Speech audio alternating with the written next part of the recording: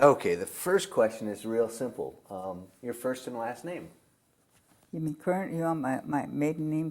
Current name first and then maiden name to go with. Okay. My name is Matsue Watanabe, and I used to be a Nishimori when I lived on Bainbridge Island. I grew up on Bainbridge Island. I was born on Bainbridge Island. Oh, really? Yeah. Now, you showed me the picture of your mom and your dad. Mm-hmm. What did your dad do? My dad was a strawberry farmer. And of course, when they have a farm, well, everybody in the family has to work on it to be able to make it go. Now, where was... That they had a strawberry farm. Well, the property is still in Winslow, and there's 5 acres there, which had the large home on it. But originally, they lived down in Battle Point and Crystal Springs, and then. But I just remember. I remember a little bit about Crystal Springs, but mostly about Winslow because that's where I really grew up. And that's where you went to elementary school? Yes, I went to elementary school at Lincoln Grade School, which is right at the crossroads down in Winslow. And now it's a shopping center, so it's across from the, is it the Eagle Harbor Christian Church?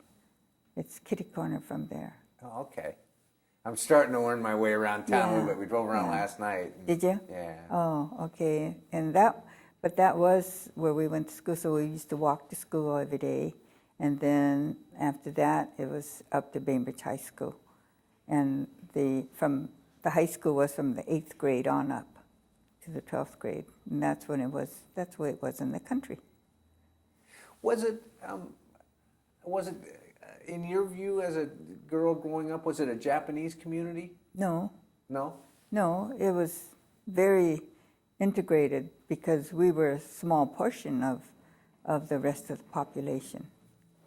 And so everybody, I had Japanese neighbors, but I had also Caucasian neighbors. And so I used to play with all the children, and that's the way we grew up. So we grew up very intermingled. Do you think that times have changed? I mean, where you grew up, was that not an issue? I mean, today sometimes that's an issue. Oh, is it a Japanese neighborhood or African American neighborhood or? No, to us it's not an issue because we've never lived in a closed community, except in camp.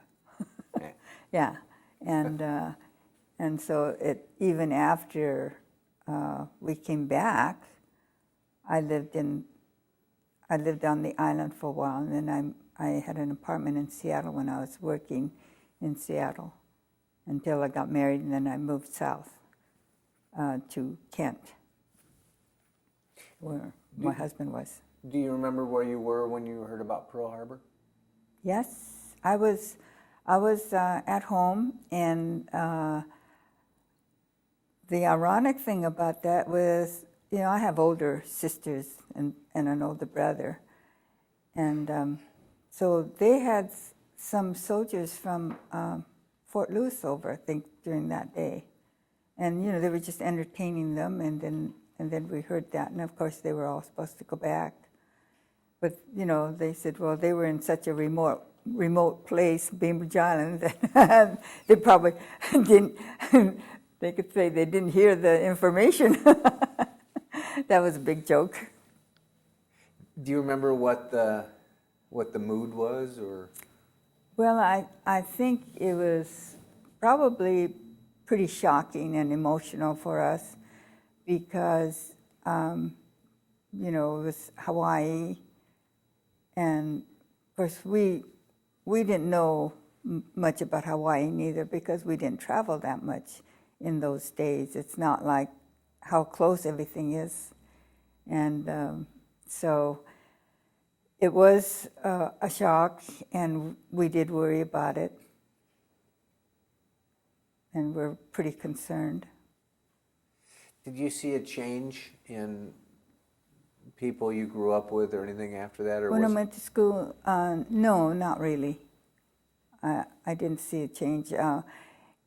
it's when you're growing up, you know, kids say whatever they want to say, very outgoing, and you know, I've had people call me a Jap and things like that when I was growing up, and I would just return it by calling them like a white trash or something like that, and then they'd stop, and it was just something that I thought, well, to me that was a bad name, but because you shouldn't shorten a name that, you know, that is truly a country or a person's name.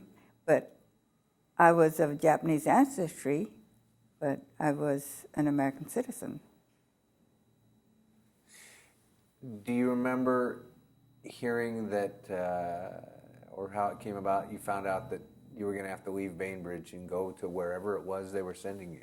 Oh yeah, I think that was quite a shock, and I was afraid. But before that even started, before we knew exactly when we were going to leave, they placed a curfew on us of like 8 o'clock, and I used to go up to my girlfriend's family and play up there. Well, I used to have to run home to be home on time to get off the street by 8 o'clock, and they were, I used to be up at the Ericksons and play with them. And so I can remember running down the hill to get home in time for curfew. Wow. And was the curfew just on Japanese Yes, Americans? yes. So your Caucasian friends, yeah. they could go play? And... All right.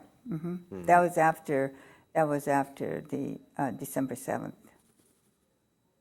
Now, in one of the books, you showed a picture that was down at the hardware store. There was a soldier standing there. Right, right. What was happening there? They were registering all the Japanese people for evacuation from the island. And so you all had received family numbers, which was ours was 015. And then I know that before, and I don't know exactly when it was when we received our tags to put on us to depart, but we had to leave those tags on us to go to camp. So now, do you remember going down to register the family, or were you too young to? No, I remember going down, but I don't remember all the details on it. I just happened to have a picture of the people that I knew standing outside and the soldier there. And so it probably was just going in and writing down your name and everything like that. But I'm sure that my brother and my oldest sisters took care of all the matters for us. How old were you? When I left the island, I was, I think I was 14. Wow. Well, when in packing to leave, because you couldn't take everything with you, did your parents, do you remember, did they say pick things to take, or do you remember how you packed? Or? No, I think each one of us, because there were 6 children in the family, and you had a suitcase to fill, so you would put in mostly all clothes because you wouldn't be able to take anything else. And so other things, I know that my sisters and my brother and my mother would put away and take over to their friends, their good friends, the Hydes, and he stored things in his barn for us, for my folks. And that was the couple you had the picture of? Yes. Mm-hmm. And they, my dad rented a field from him to grow strawberries. And so they were close friends. And of course, after Mrs. Hyde wasn't able to do a lot of things, well then my sisters used to go over there and help her with with her work. But I should have brought this little blanket that I have when, of course, this is after the war now, and we came back to the island, and after I was married, she made a blanket, a baby blanket for my son, and I still treasure it because it has little animals that she appliqued on with different materials, but she was pretty well blind by that time, so I said it's all hand done, and it's just a special blanket, so I still have it, and I've used it for my grandchildren. Wow. Do you remember the day you left the island? Yes, I remember it, but I don't remember all the details, but I remember being at the dock and all the commotion, but you know, we did have to be together with family so that you can march on to the ferry and march off the ferry and march on to the train. And we did have people come down from the schools. I guess they weren't supposed to. I didn't know whether they were given permission to leave school or not, but a lot of people were there to see us off. Friends? Yes, and maybe just onlookers too.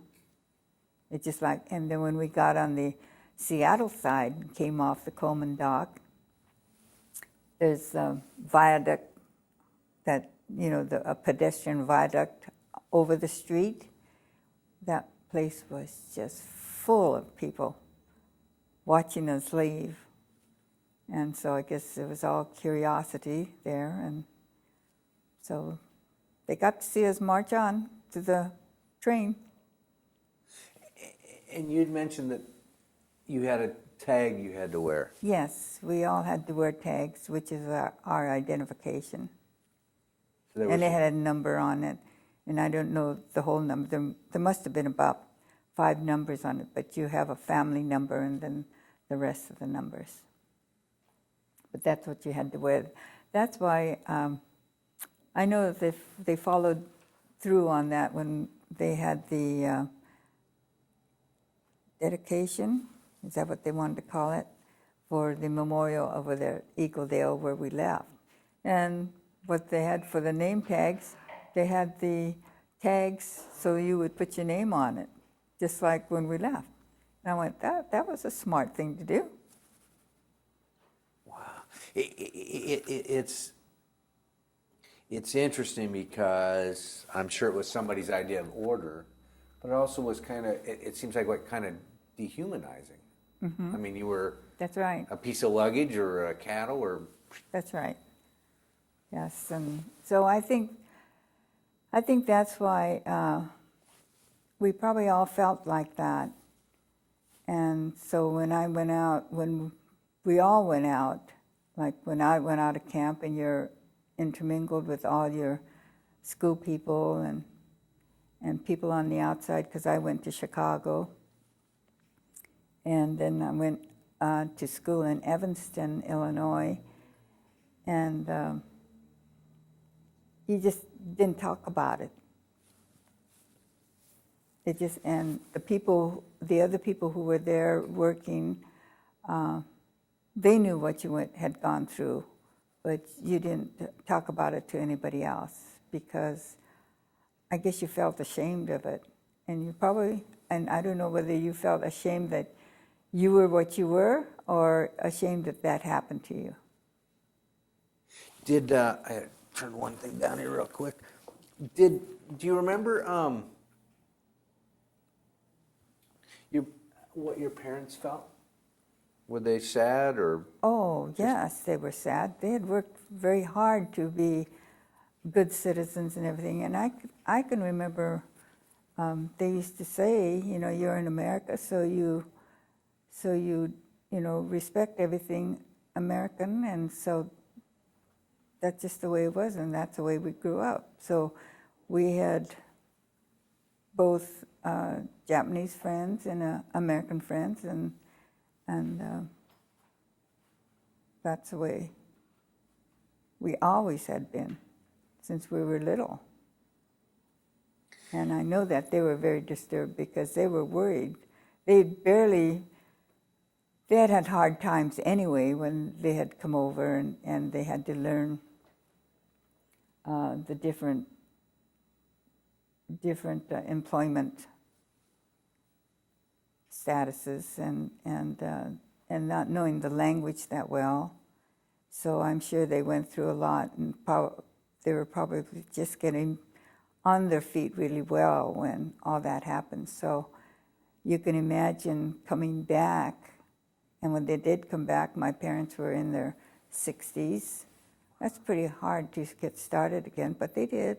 They just got right back down and started everything up again, and went from there. And their house? Our home was still there. I didn't see it. I didn't come back till later, but my sister that was right above us came back with my parents on the train. I think that's the way they came back. And she's the one that cleaned up the house and painted inside so it would be livable and things like that. So she took a lot on herself to do that. And she's the one that, then she came back to Chicago and she got married to Robert Yonemitsu, and he's the brother-in-law that I just lost. Do you remember arriving, because you left Seattle on a train all the way to California. Right. Long train ride. Had you ever been on a train before? No. So, that was kind of exciting for us to go on a train because we had never been on a train before. And, of course, when you're living on the island, the only thing that we did do was take the ferry to Seattle.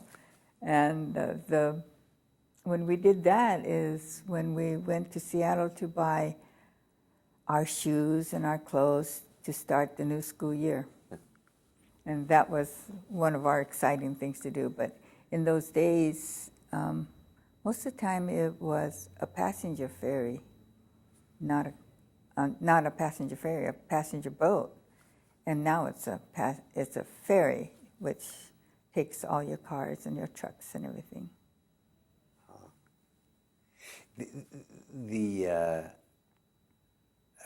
Well, do you remember the soldiers? I mean, were they scary? No, they weren't scary. They would talk to you. They had to present themselves as being guards when we were going, but they were very friendly on the train, and they would play cards with you and things like that. And we did get to be friends with them. But I do remember that they talked funny to me because they had the New York Brooklyn accent. And they probably thought we talked funny to them. But they were just human beings, and they themselves were not expecting to see people who looked like everyday people. They expected to see the buck-teeth, round-eyed people with glasses, because that's the only thing they knew about Japanese people is the propaganda that was going out, And so when we left them, many of them were very sad to see us there too. It's interesting because I never thought about that aspect, but yeah, here these young soldiers are out to do their job. They did. And not only do you not look like the propaganda. And we talk like they do. I was going to say. Yeah, and so, they were very surprised themselves. And I know that many people after that corresponded with some of the soldier friends after they let us off. Because you arrived at, is it Lone Pine? Is that where the train station is? Well, I'm trying to think whether it was Lone Pine or Bishop. To me, I was thinking it was Bishop, but I may be wrong. It could be Lone Pine. wherever the train came in. And I thought it was Bishop, so that when we went down to visit the canyons, I had to go to Bishop. I went to Independence. Independence is north of Manzanar, where they have a museum. And they have a museum regarding camp, and I guess now it is much more complete than it was then. But I went in there and I saw photos of my sister and myself and things like that. So that was very good. And I know that I should go back and visit again because they are making that a national site. And there was a maintenance barn that they had made up that the road crew used, the highway department.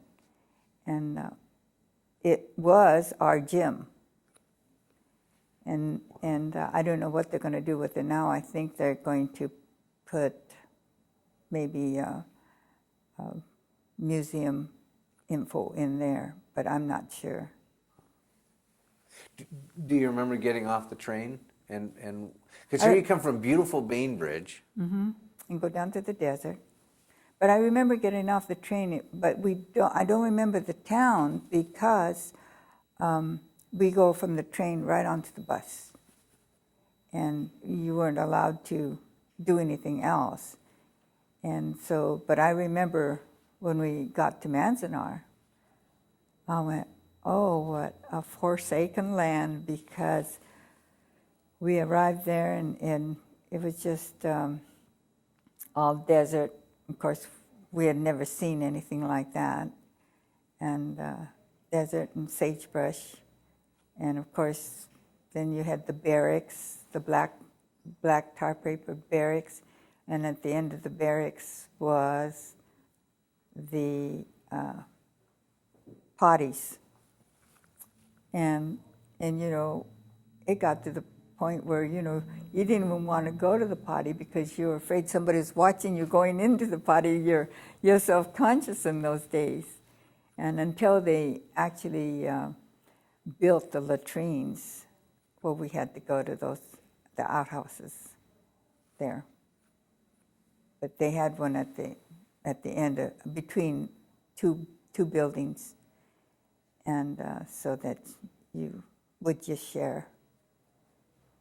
Which again, here becomes this almost dehumanizing aspect. You had your home back here, your bathroom in the house, your bedroom in the house. That's right. And now you're into one room. And there were, at that time, there were 7 of us because my dad wasn't with us.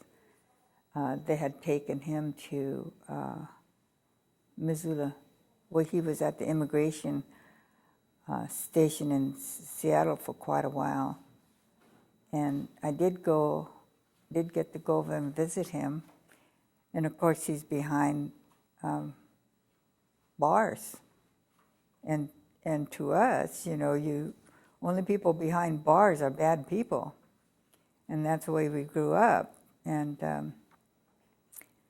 so when I saw him behind bars, I couldn't even talk to him because I was crying so hard. And so I don't think I said one word to him. Wow. And but then the guard, of course, he says to me, "Oh, it's not that bad." And I went, well, when I think about that now, I thought he didn't have any feelings for anybody. Can you remember the look on your dad's face? Just as always, he's a very quiet man. So, you know, I'm sure that he was very frightened also. That's the amazing thing, and that's other people that we talked about their parents who were born in Japan, grew up here, but still an emotional. That's right. You know, they didn't show either extreme. They tried to be just, you know, middle of the road so that I guess it was better for us and better for them, but they're very law-abiding people, you know, and so they're going to do what people make them do, and yet, like I know my mother couldn't understand why we had to go away also because we were citizens. Did the FBI come to your house for Yes. your dad? Did they go through your house and all that, or I remember them coming. what was that like? Well, pretty scary, because you never think that you'd have FBI agents coming to your house. And I saw them drive up in their black cars, and they came in and they went through everything. And I know my oldest sister at that time was corresponding with this fellow in the Navy, and he was in Hawaii. But he wrote to her right away and told them that, the way she says it, that, you know, they're still friends and everything, not to worry about the way somebody else would feel. So, you know, they came in the house and checked everything, read everything, so I'm sure they read all his letters. And then, of course, they were looking for whatever might be harmful. And my dad, being a strawberry farmer, they cleared land. So, of course, he had dynamite as all the other farmers did. And so that's why they took him, because they found the dynamite. And that's the only reason why they took him. Like you said, every strawberry farmer had dynamite. Yeah, well, they're clearing land. They're clearing the stumps, you know, and things like that. So, and I don't remember, you know, hearing the booms from the stumps, but our land was clear where we lived, and so it's the land that they leased would be the land that they probably cleared, and maybe other lands that they lived on. So they had farms. I mean, he leased lands from 1 to about 3, 4 different people, and he grew strawberries and peas and things like that. So, do you remember roughly when they took your dad away versus when you went to? Yeah, my dad went in February, and then we didn't leave till the end of March, and we arrived in camp on April Fool's Day. So that's why we said, we're here on April Fool's Day. And of course, what I saw was just the people who had worked there to make the barracks. They had come from, I think, California, and so they were all workers, and so they watched us come in because we were the very first family groups to arrive in camp. That's why we were in Block 3. And I guess the first block was probably administration, and maybe the second block was offices, and then there was a fire break, and then our block, there were, I guess 6. We had 6 rows of barracks on one side, and probably the same amount on the other side, except the double for the mess hall. And then in between, they had the latrines. And each one of our barracks had 4 different families living in it, with a wall in between. Wow. How many? Your mom, you. How many children did your mom have with her? 6. 6. Mm-hmm. And your dad wasn't there yet. My dad wasn't there yet. He came back from Missoula on my birthday, which was June 27th. So I remember that, which was very good. And then the rest, there were, all the families from Bainbridge went down to Manzanar, but there were 5 families that stayed behind. The rest of them all wanted to go to Hunt, Idaho, because they felt that that's where their friends and families were from Seattle, so they all went up there. But my dad says he was not going to another camp, and he had been to that detention in Missoula, Montana, and they sent him back to us in Manzanar. So we didn't go, and we stayed in Manzanar. And so consequently, I do have lots of good friends in California and the other areas, besides the people I knew in Seattle and Bainbridge Island. Did once you got in the camp, did life return to some form of normal outside life? Or, What do you mean outside life? Well, school and, I mean, what did you do? Oh, well, actually, he did nothing except maybe play cards and run around the desert. But eventually, the older students helped us try to have a school to finish up our school year. And so I can remember the students in my sister's class being supposedly being art teachers.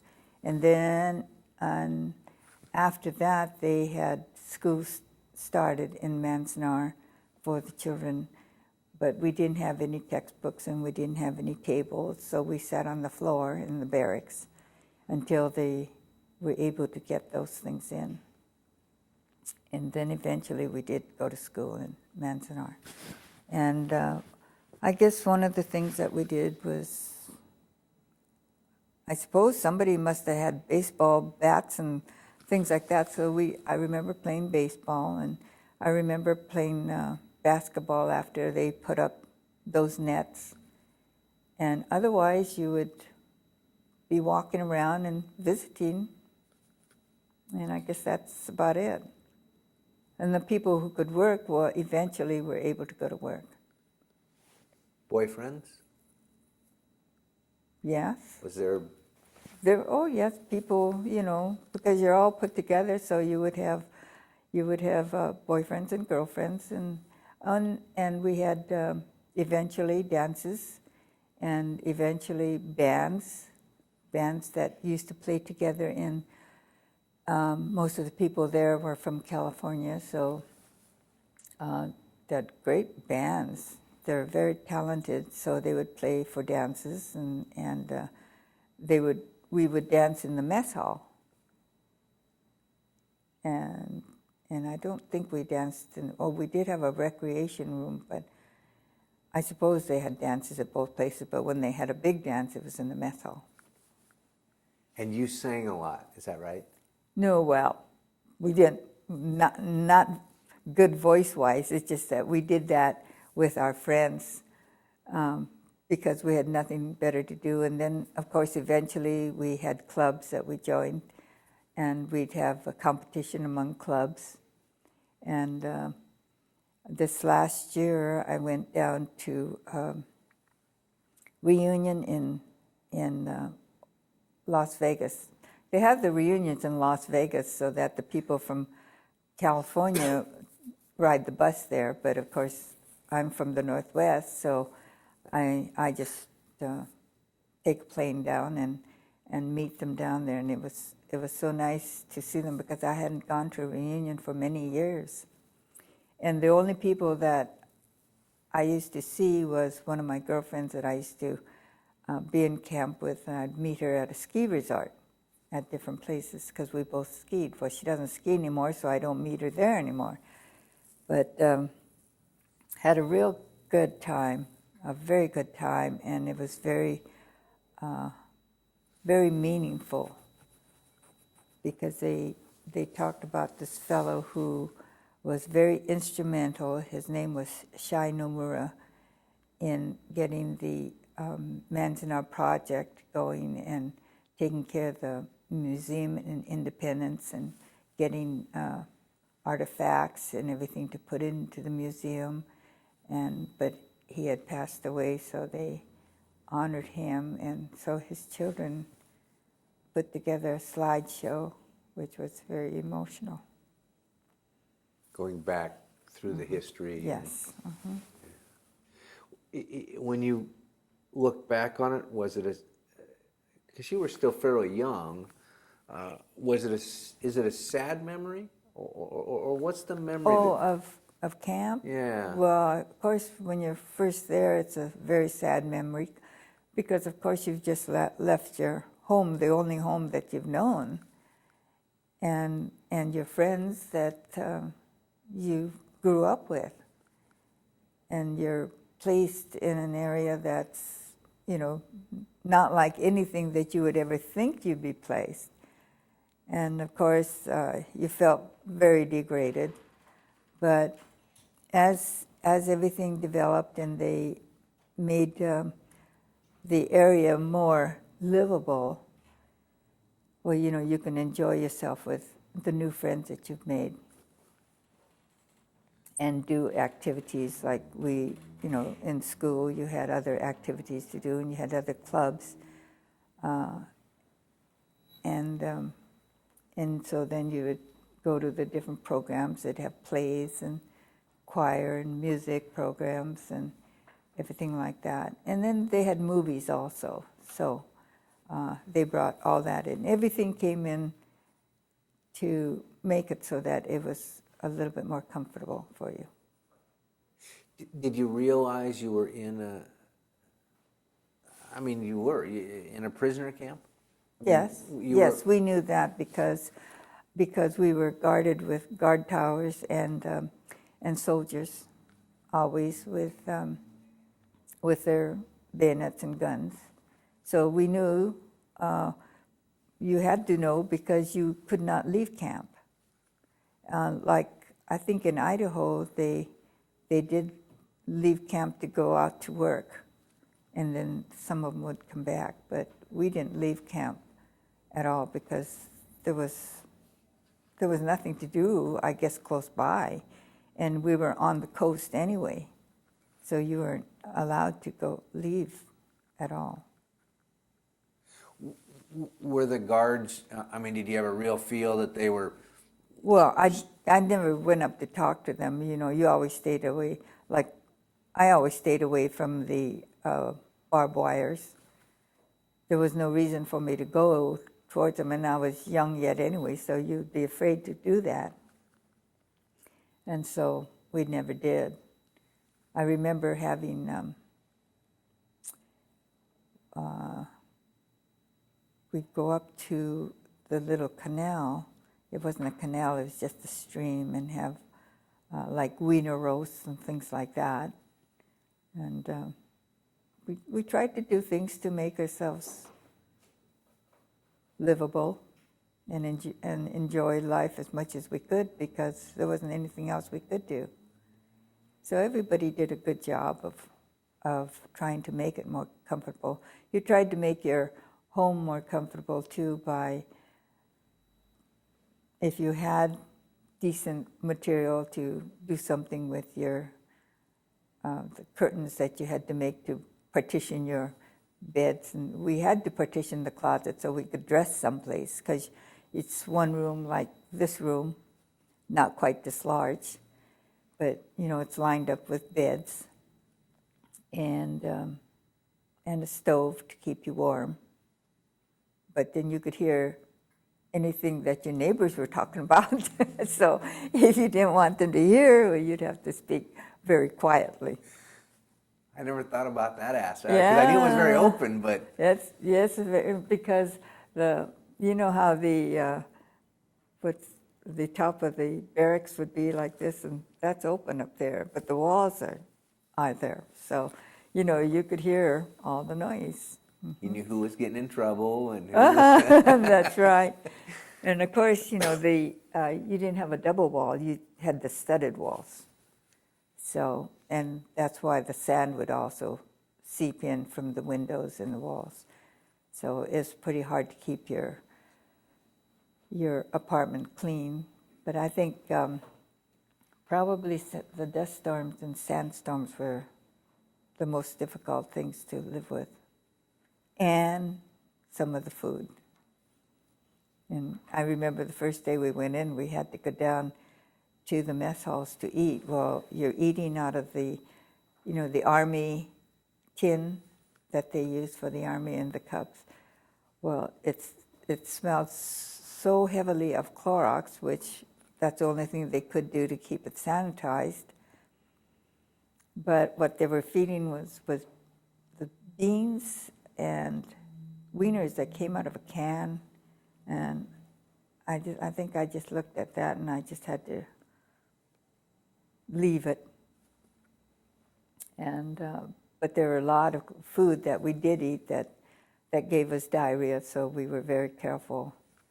And especially to this day, I don't eat. What's that? It's like an applesauce, but it's not applesauce. Yeah, not tapioca. No, it's made with apples. Oh. I'm trying to think of what it is. That's what happens when you get older. But I never ate that anymore. I eat applesauce because I have apples in my yard, so we make a lot of apple pie and apple sauce. But there are certain things that, and my husband will not eat lamb, because in camp when you got lamb, it was actually mutton, and it was very odorous. So he will never eat lamb. And I said, it's very good. This is different. And he says, I just don't want to eat it. So it's memories, I was going to say, it's interesting that the things that hang on that way, whether it's a smell that sets it off, or anything of that sort.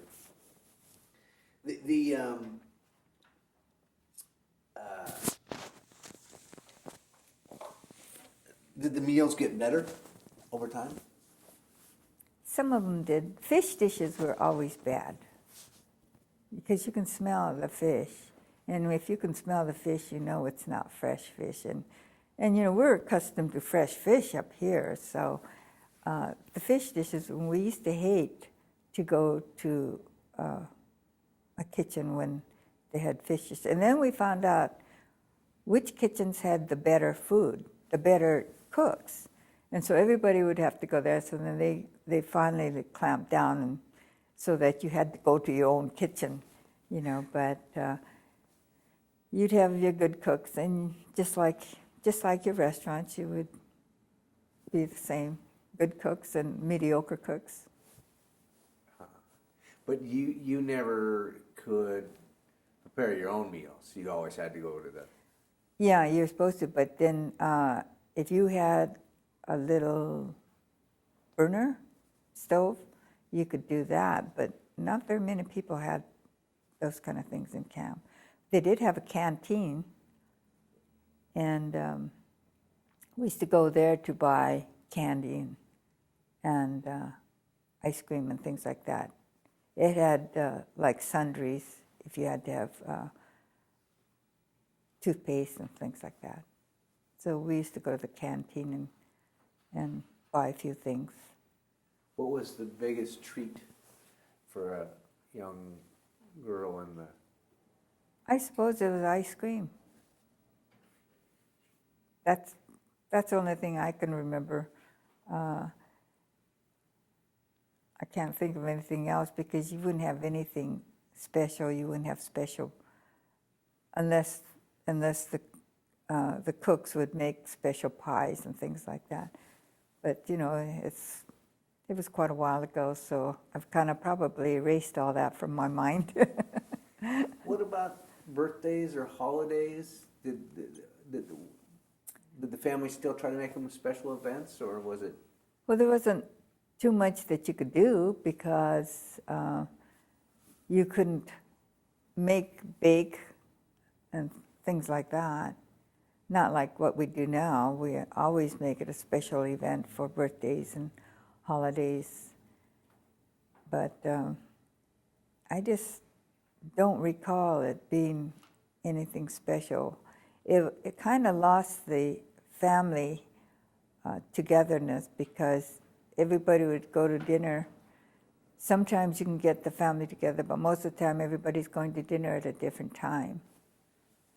And and then especially like my older sisters. And then it got to the point where you'd be going to dinner with your friends instead of your family. And so it kind of took away from the family meaning in those days. You might find a few families that were very strict about it, but like my mother worked in the kitchen, so she wouldn't be around when we were going to eat. So you're actually going on your own. Do you think it was harder on your parents than it was on? Oh, I'm sure it was. If you were the breadwinner of the family and you had to uproot everything that you've worked so hard for, it was very difficult for them. For us, we're kids and we go along with whatever's happening, and but you grow up awfully fast, because after that, you're going out. Like I finished my last year in high school, my senior year in high school in Evanston, and so I had to work for my room and board. And although I was with a wonderful family, he was a professor of literature for the University, Northwestern University, and they were a wonderful family, but you're working for your room and board and then going to a strange school, and I knew that school had about 4,000 students, and I was going to be lost there without knowing anybody. And I was a little late going, because by the time I did arrive there, it was after school had started. So I was very, very weary and worried about what was going to happen. And then, but my sister took me over there, and we went down to get my locker. And it's such a huge school that I was just flabbergasted, because what we have on Bainbridge Island was a very small school. We may have about 30 students per class. Where out there, they said probably each class had about 1,000 students. And but when I counted on my album, I counted the other day. Well, there were pictures of 617 students, but a lot of the students had left because they had gone to service or gone to advanced academic universities and things like that. So I don't know what the exact count is, but just album-wise, that's what it was. How did you did they give you an option to get out of the camp and go to school, or how did that? Oh, you had to have a sponsor. You had to have a sponsor to get out of camp anyway. And my sister, my brother and my sisters all had a sponsor, but the only kind of sponsor you would get is to do domestic.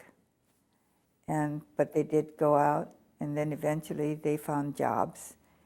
But and then after they found jobs, of course they would go to an apartment. But I can remember my first apartments in Chicago was really terrible, because I lived in the basement, but we stayed there for 2 weeks because it was so bad. Lived in the basement, and I could hear these rats running around. And I was afraid they were going to come and eat me up, so I couldn't sleep. Well, we were there for 2 weeks, and then we moved on, which was better. But in apartments in the cities, you have a lot of cockroaches.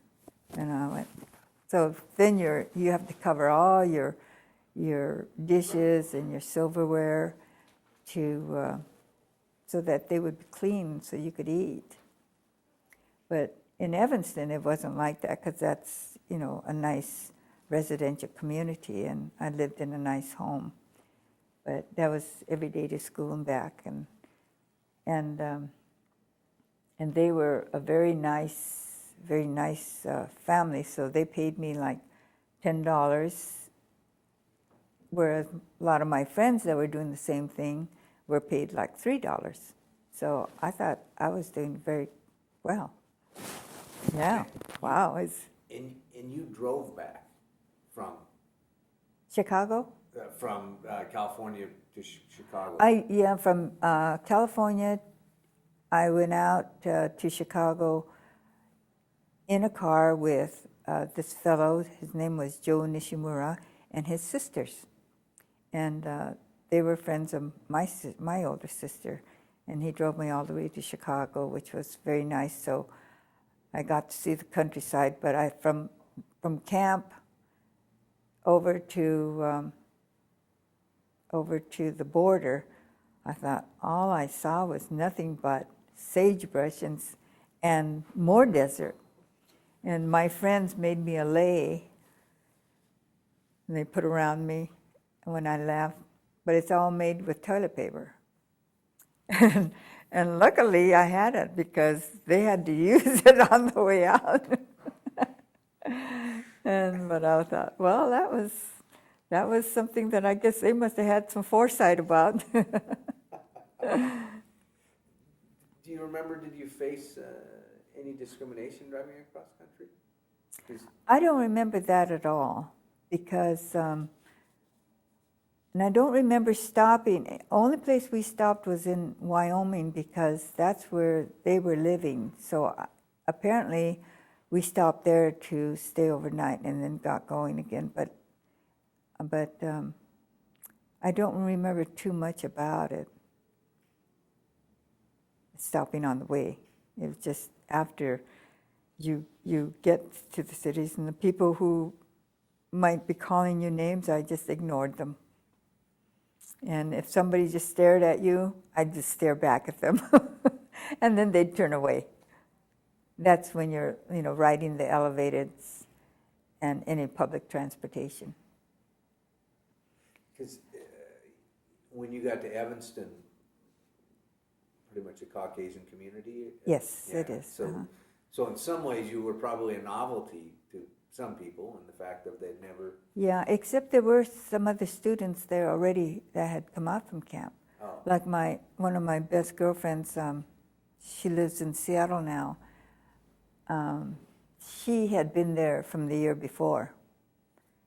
And so she was such an excellent student that I remember when the principal of the high school talked to me, he told me in no uncertain words that I needed to do as good as she did. And I went, that really scared me because, somebody may be very smart and somebody may be very average. But I did have to work very hard. I can remember studying late at night and getting up early in the morning and studying again because you were never sure of if you had everything in your brain. Well, that's amazing to think of a young 17-year-old woman. Now you've been uprooted from Bainbridge, your home. You've been put in this camp, in this godforsaken dust bowl, and now, and your sister was there too, is that right? No, my sisters all lived in Chicago. In Chicago. Yeah, but one of So my you were on sisters your was own. there. I was on my own. Mm-hmm. And so your transportation is all by public transportation. But I think something that would be interesting to is that I did go to the senior ball because that was my last year.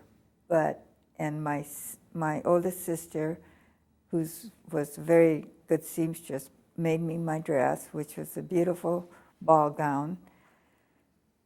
And we went to the ball because the fellows that I knew didn't have cars.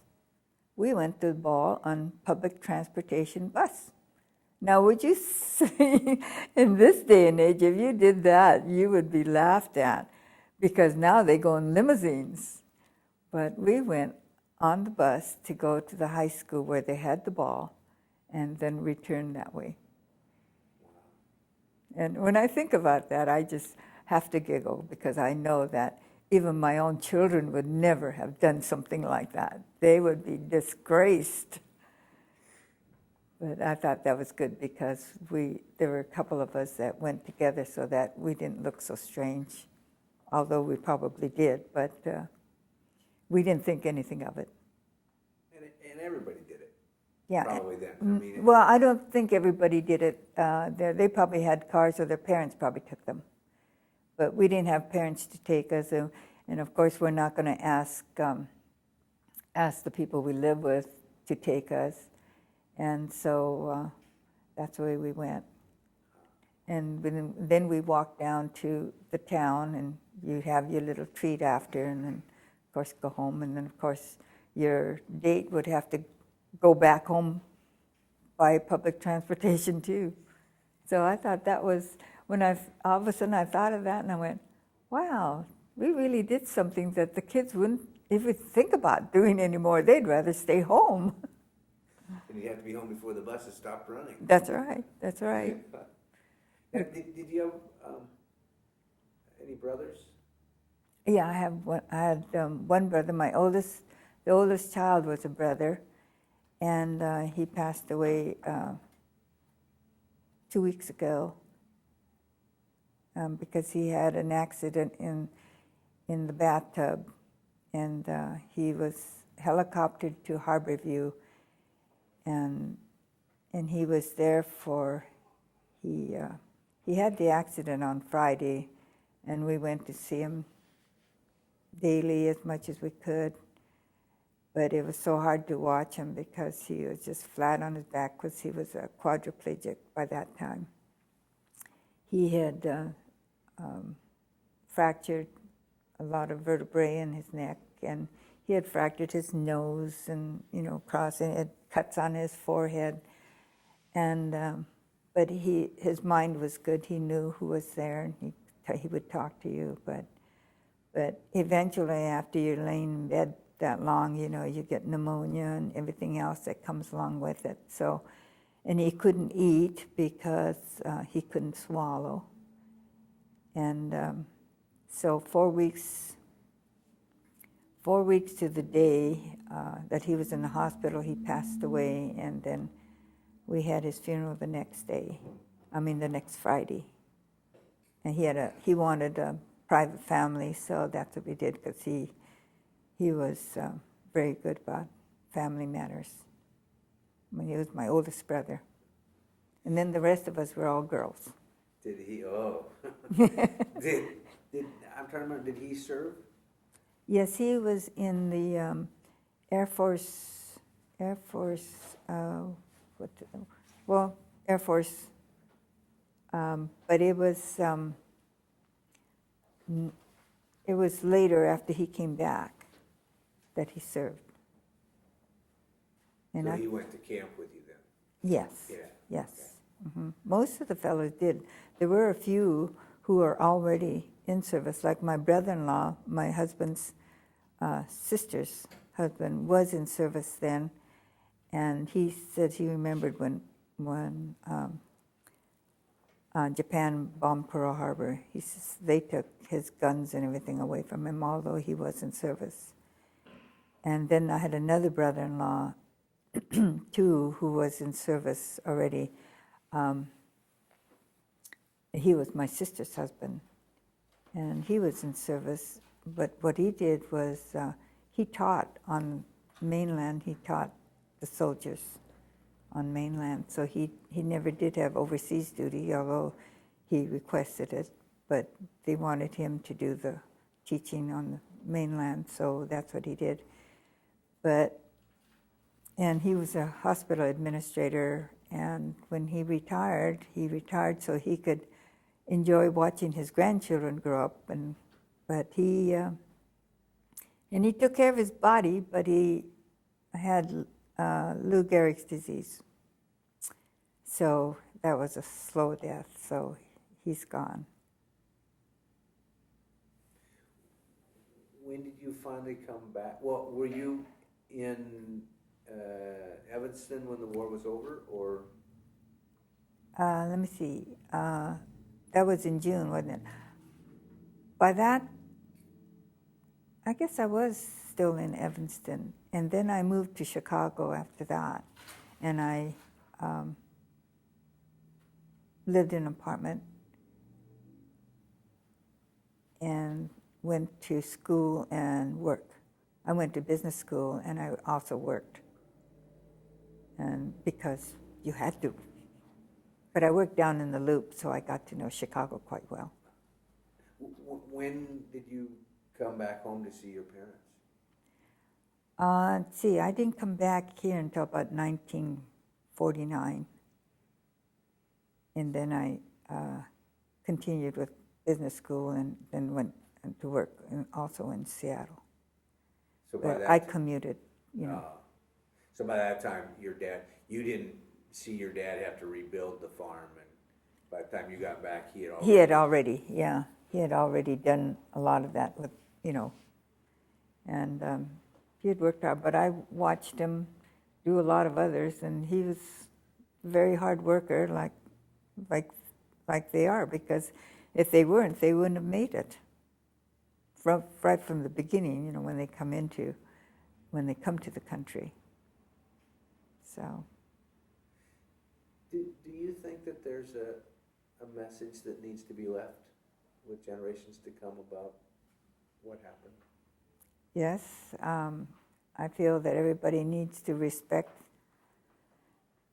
whatever background that you come from, because everybody's a human being and a person, and they all have feelings, and you shouldn't jump to conclusions like many people do.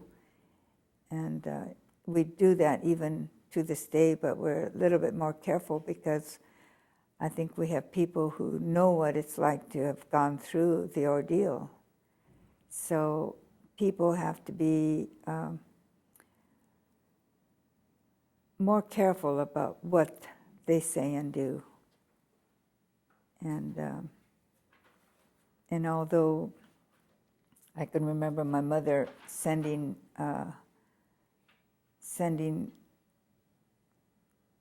old clothes and things to her relatives in Japan so that they would have something to wear,